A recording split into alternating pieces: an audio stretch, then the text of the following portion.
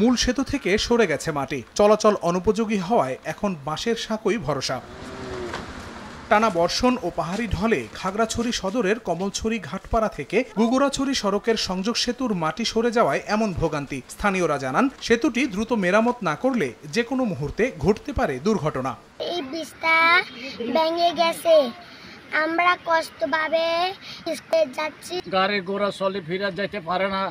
এখন অসুবিধা যদি ভালো হইতো আমরা খুব শান্তিভাবে চলে যাইতো, আইতো ফিরি। মানুষের কষ্ট, কাম যাইতে কষ্ট, বুড়া বুড়িও কষ্ট যেতে পারে না। এই রাস্তা দিয়ে তো বাইক দিয়ে আমার স্কুলে যাওয়া সম্ভব হচ্ছে না, আর বাচ্চাদের তো আরো বেশি ভয়ঙ্কর, কারণ কখন পড়ে যায় ঠিক নাই। তবে টেন্ডার আহ্বান করে দ্রুত সেতুটি মেরামতের আশ্বাস এলজিইডির। আমরা আগে থেকে প্রস্তাব করছি এবং এটা 2-3 মাসের মধ্যে এটা টেন্ডার হয়ে যাবে। সেতুটি দিয়ে মালামাল আনা নেয়া সহ চলাচল করে প্রায় 8 গ্রামের কয়েক হাজার মানুষ।